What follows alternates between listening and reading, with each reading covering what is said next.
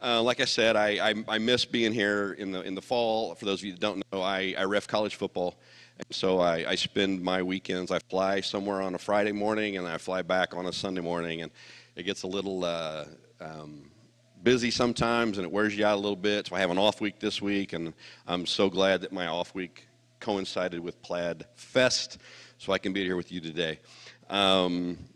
So I do want to talk to you about a specific flight that I was on about 3 or 4 weeks ago. I flew to Sacramento, and obviously flying from here to Sacramento, I changed planes in Austin, Texas, because, yeah, that geography, that works, right?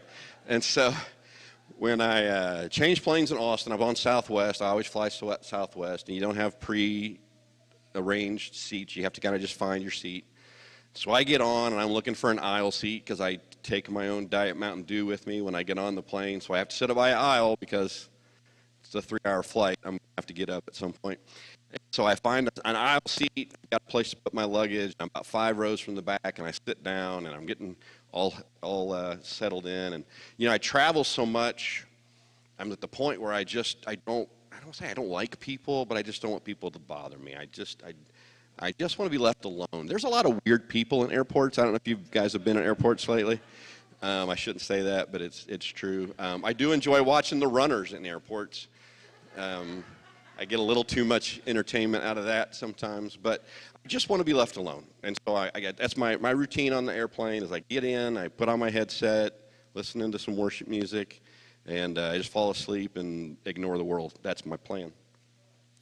And so I get my seat, and then I realize that I need to move. There's a family coming in, and they need my seat, and so I let them. And so I get up, and I move to the back, and the only seat open in the back is right in the middle of the back row, which, as everybody knows, that's the one everybody wants, right? That's the seat you love.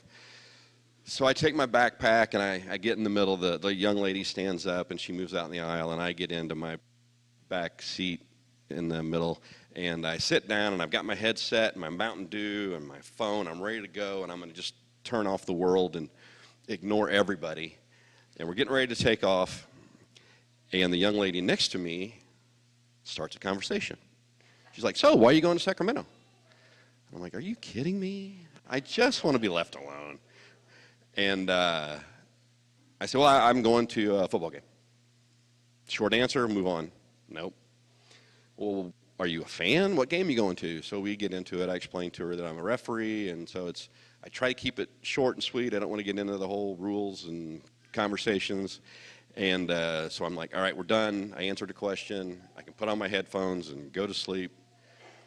But it's that awkward pause where I know she's waiting for me to ask, "Why are you going to Sacramento?" So I turn, and I'm like, "So what takes you to Sacramento?" And she said, "That's where I'm from. I'm going home to tell my dad goodbye." Yeah, I know.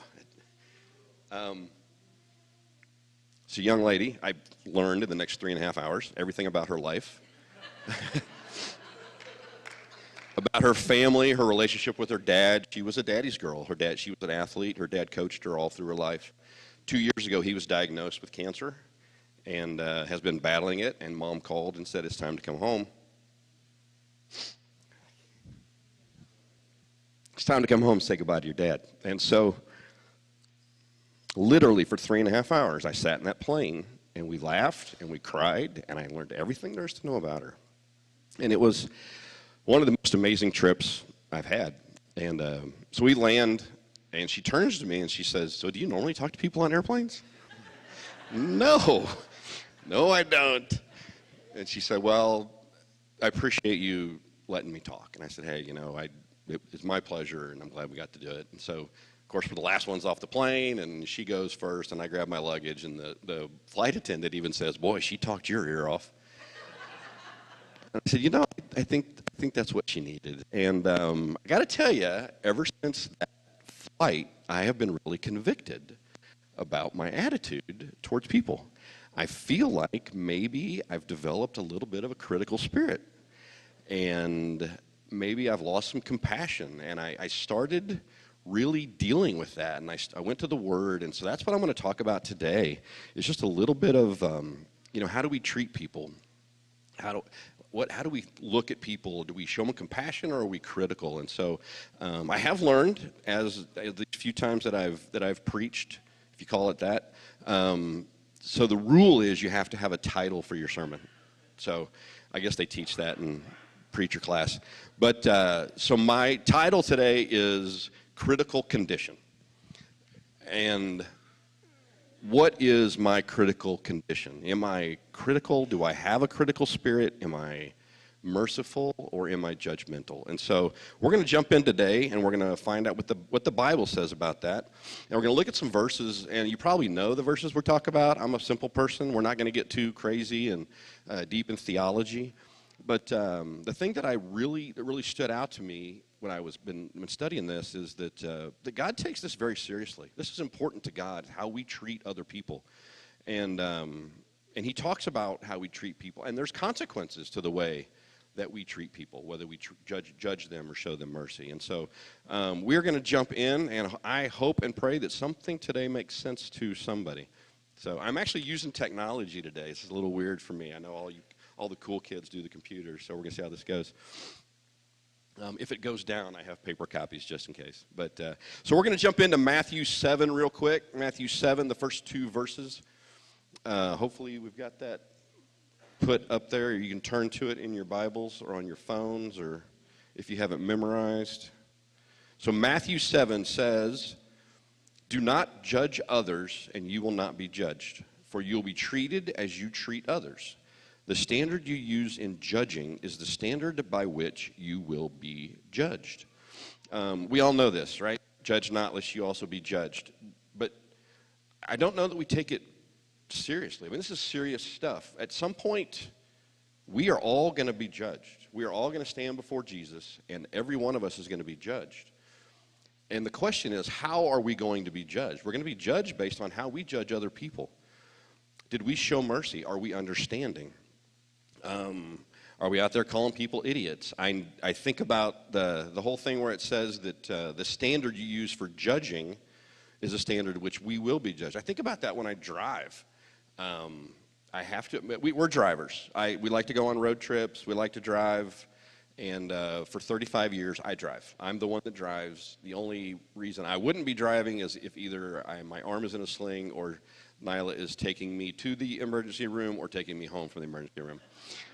Other than that, I'm the one that's going to be driving, and that's just the way it goes. And I always build in lost time to the schedule when I drive, because I know at some point I'm going to take a wrong turn, I'm going to miss my exit, I'm not going to be paying attention, because that's just who I am. That's just the way I drive. And I think about that, if I'm out there, let's say I'm on an interstate, 3-lane interstate, and I'm in the left-hand turn, I'm in the left-hand lane, and all of a sudden I realize, oh, shoot, there's my exit. I do one of those. We've all done them, that 3-lane merge. You hit the off-ramp and go.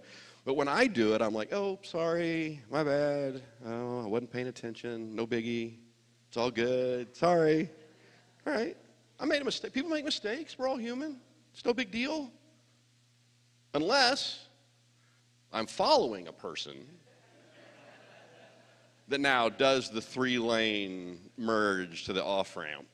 And depending on my attitude at the time, there's one of 2 things that they're probably going to get called. If I'm not having such a good day, I'm probably going to scream at them and tell them they're an idiot. Come on, how did you not, the signs have been for 10 miles, the exit's coming, how do you not see it, you idiot, right?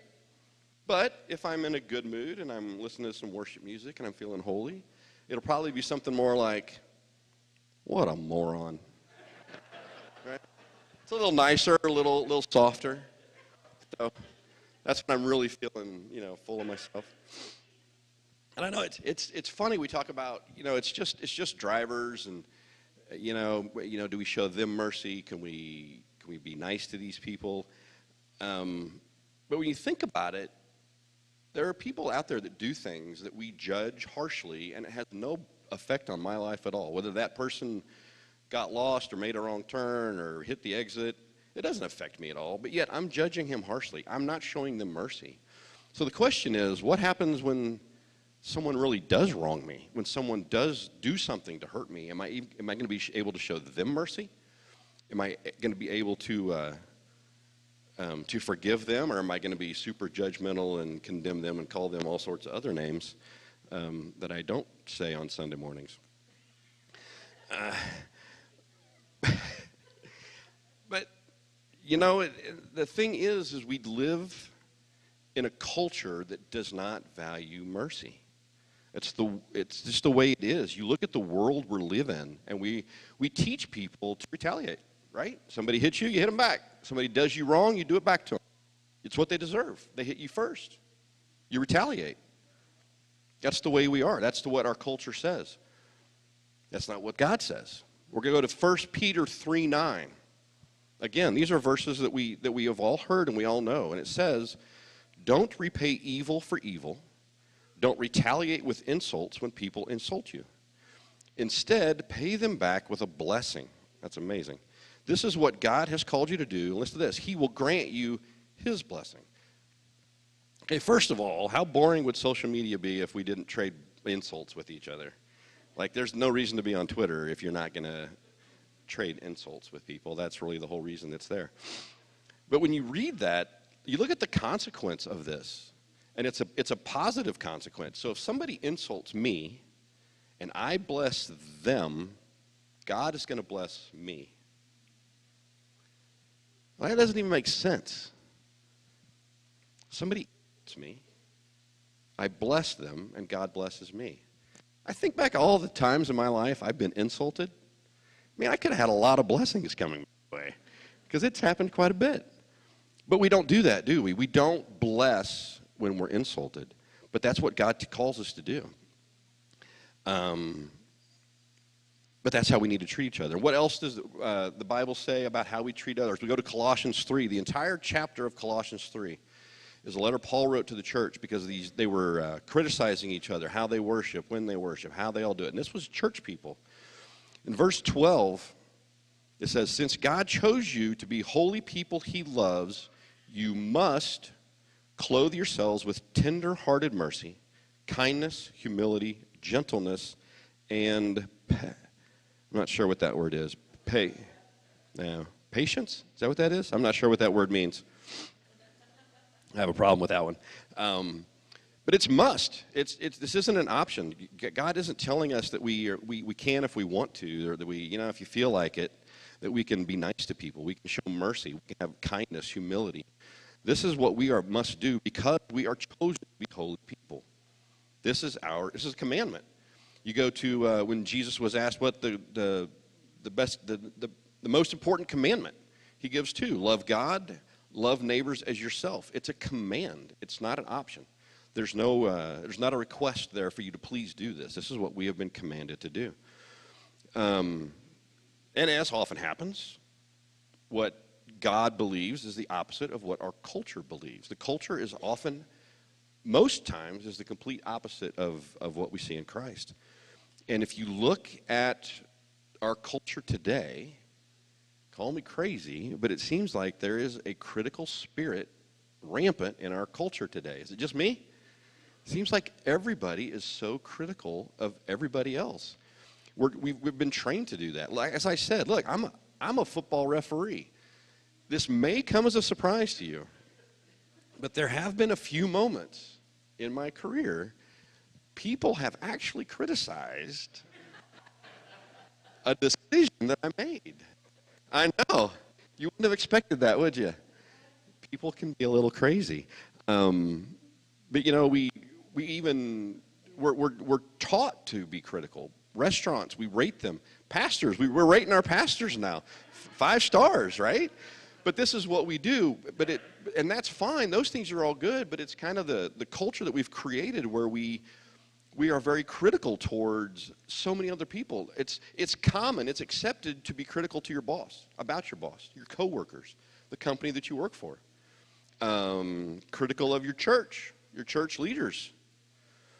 There's something coming up. It's not this week, I don't think, but I think it's next week. I doubt you've heard about it. It's pretty low key. It's a presidential election. Anyone? They're not really talking about it much, but I don't know if anybody's heard about it. But we're very critical of our government, right? And I'm not saying they don't deserve it, but there's a spirit of criticism a critical spirit in this country that's all we do. If we as Christians prayed for our government as much as we criticized our government, there would probably be a lot less to criticize in our government. We criticize our political leaders. We do tend to criticize the political people on the other party, different than our party. Like our party, we criticize them a little bit, but the other party, whichever party that is, they get a little more criticism just because it's the way we do things. We criticize teachers, schools, our school district, the principals, anybody in authority. We criticize our kids, our children. Go to a 5-year-old soccer game or little league baseball game, and you see parents screaming at their kids. There's this critical culture that we've created, and maybe this is just me, but I think there's some times that possibly we're critical with our spouse. Just me? Maybe. It's probably just me. I apologize. You guys probably don't all do that. Do you ever get in a situation like you're in a mood where it doesn't matter what your spouse says, you're going to disagree? I mean, again, just me. That's probably just me. I'll have to apologize to Nyla later because I'm probably the only one that ever does that. But we're critical to people we know. We're critical to total strangers. We see people, in stores or on the roads, whatever it is, and there's just the culture that has been created, a very critical culture, and we show no mercy to people. We just condemn them, and it's not the way it's supposed to be. It's not the way God wants us to be. We were up here a couple of weeks ago. We had a little leadership meeting over lunch. We had Chick-fil-A, so it was holy. And we watched, there was a roundtable discussion on, they were live streaming it. We sat in here and watched it on the screen. It was some other pastors and some church leaders in the nation, church builders, church planters, and they were just talking about things that they do in their church and the way they do things. It was an excellent, it was a very good experience. A lot to be learned from these very intelligent men. And one of them told a story about culture and the way culture can affect us. And the analogy that he said is like when you go to the beach. Any beach people? Anybody? I'm a beach. Yeah, you are my people. I love the beach. If there's no place I'd rather be than right here, right now. But if I was somewhere else, it would be Panama City Beach, sitting on a chair with my feet in the sand and just listening to the waves. I could sit and do that for a long time. But anyway, he talked about, when you go to the beach and you got the family, you find your spot, you put your chairs in the sand, you put up your umbrellas, you slather the kids you take 30 minutes and you get the goop all over them, the sunscreen, and then you sit there, you get in your chair, and dad's going to fall asleep, mom's going to read a book, and you send the kids out and you tell the kids you can play in the water, but play right there. Don't go anywhere else because I'm going to keep an eye on you, all right? And say right here where I can see you. And so they do. The kids go out and they play in the water and they're doing their thing and they're splashing, throwing frisbee, riding the waves. And 20 minutes later, I wake up from my nap, and I realize my kids have moved 100 yards down the beach. And so you go down, and you're like, hey, come back. And they're like, oh, we didn't even know we'd moved. And so they come back, and they get back in front of you. And see, our culture's the same way. There's a current that took those kids. They didn't even know they were moving. They were just going about doing their thing, having fun, enjoying the day. But yet the current had moved them without even knowing it. And see, the culture in the world today is the exact same way with us. We're just out here just doing life. And if you're not actively swimming against the current, then you're going with it. And he had a quote, and I knew that I had to use this quote before Jonathan did, because I knew at some point he's going to work it into a message. And his quote was, "Culture never pushes you toward God." Just think about that. And it has been true for thousands of years. The culture will never push you toward God. It's always going to pull you away from God. And so if we are in the culture and we're just doing things like everybody else, we are slowly being moved away from God without even realizing it, without even actively knowing it. So if we're not swimming against the current, we are being moved with it. And the thing is, God calls us to be different. We're not supposed to be like everybody else. We're not supposed to just be part of the culture and look like everybody else. We're called to look different. We go to Romans 12:2. It says, "Don't copy the behavior and customs of this world." That's pretty clear. There's no ambiguity there. But let God transform you into a new person by changing the way you think. Then you will learn to know God's will for you, which is good and pleasing and perfect. See, we are supposed to look different. We are called to look different. And here's my quote. I came up with this. I always want to have like a big quote that you can write down. So if you take notes, you get ready, because this is going to be, it's going to blow your mind. Are you ready? So if we want to look different, we have to be different. I know it's simple and it's kind of silly, but it's true. If we want to look different from the world, if we want the world to see us as something different, then we have to be different from the world. We can't be critical and condemn people and just expect everybody else to think that we're different. We have to show mercy. If we don't show mercy, how are we different than anybody else? We go to Isaiah 58, 9 and 10. This is the one that I love. It says, "Then when you call, the Lord will answer. Yes, I am here, he will quickly reply."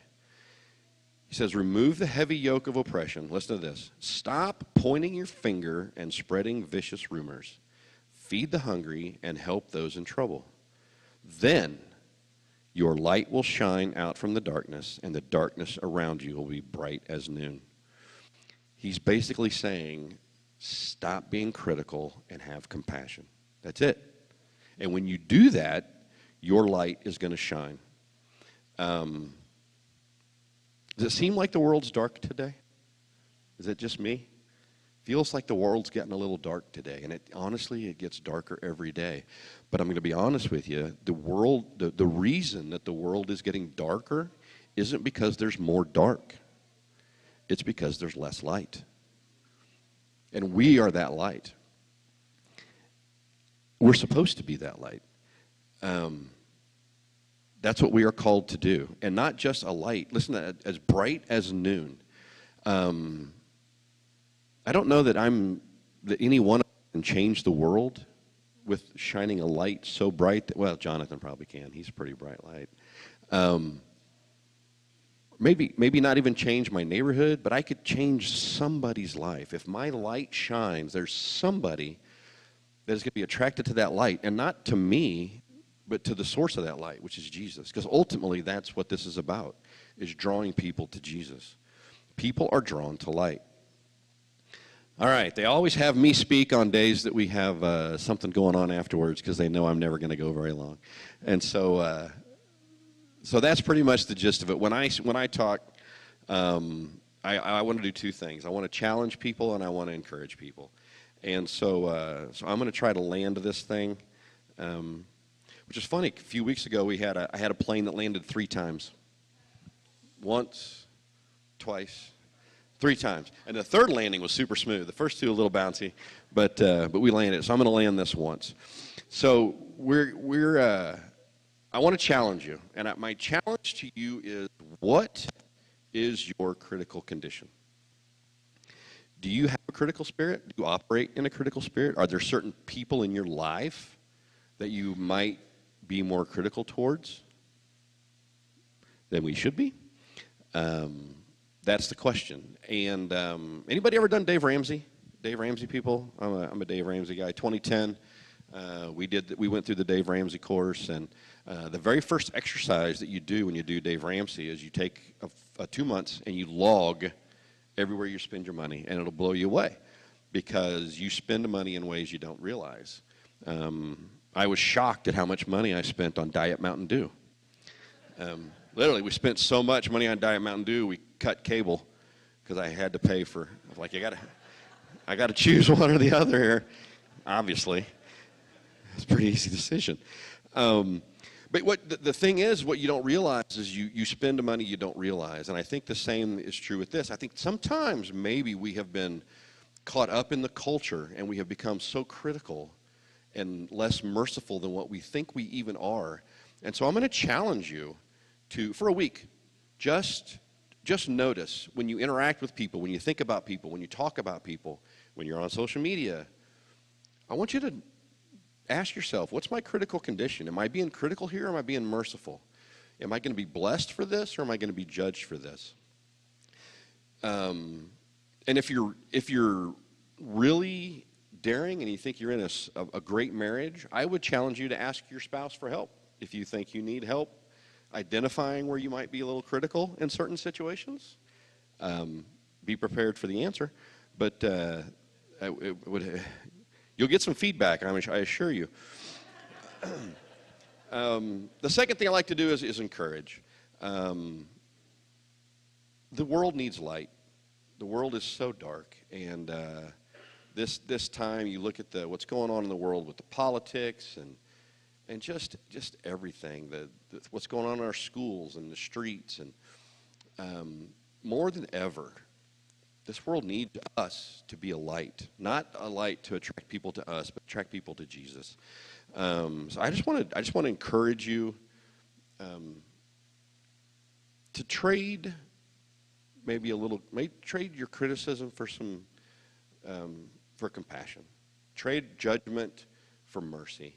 That's what the world needs, and that's what the world is looking for. And I promise you, like this young lady on the airplane, I didn't go looking for that. God literally had to pick me up and drag me kicking and screaming back there. And all I did was listen for 3 hours. And I know that it was hugely important for her, and it made an impact on her life.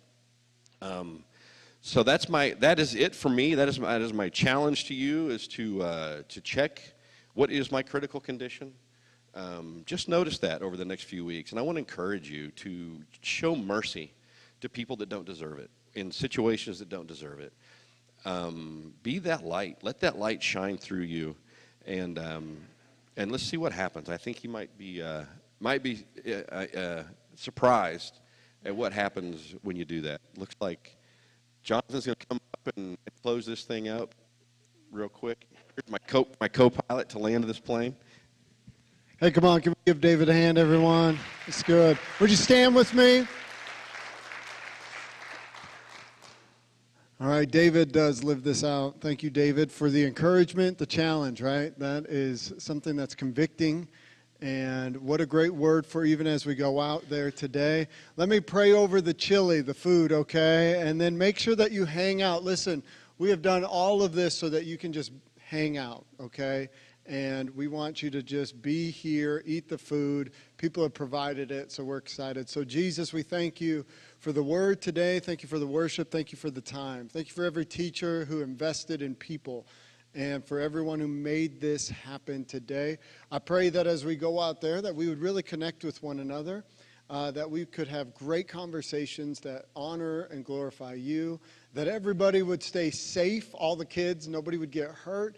And Lord, I pray that you would bless this food to our body in Jesus' mighty name. Somebody shout amen.